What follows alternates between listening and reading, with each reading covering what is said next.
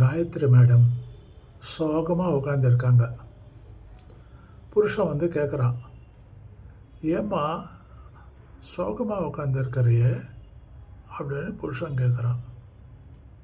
அதுக்கு இந்த மேடம் சொல்கிறாங்க, காலையிலேருந்து ஒரே கண்டினியூஸாக வேலை, நான் ஒருத்தையே பண்ணிட்டு இருக்கேன்.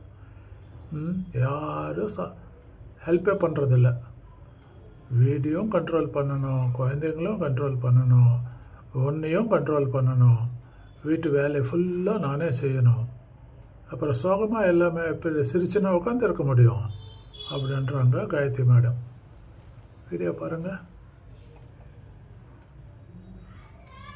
காயத்ரி, என்னடி சோகமா உட்காந்துக்கிற? காலையில இருந்து வேலை, வீட்டையும் கண்ட்ரோல் பண்ணோம், ஒன்னையும் கண்ட்ரோல் பண்ணோம், இதுங்களையும் கண்ட்ரோல் பண்ணோம். என்னதான் பண்ண சொல்ற? மா, நீங்க எல்லாத்தையும் கண்ட்ரோல் பண்றதுக்கு உங்க வாயை கண்ட்ரோல் பண்ணாலே எல்லாமே சரியாயிடுமா? குழந்தைக்கு தெரிஞ்சிருக்கப்பா. ஐயோ.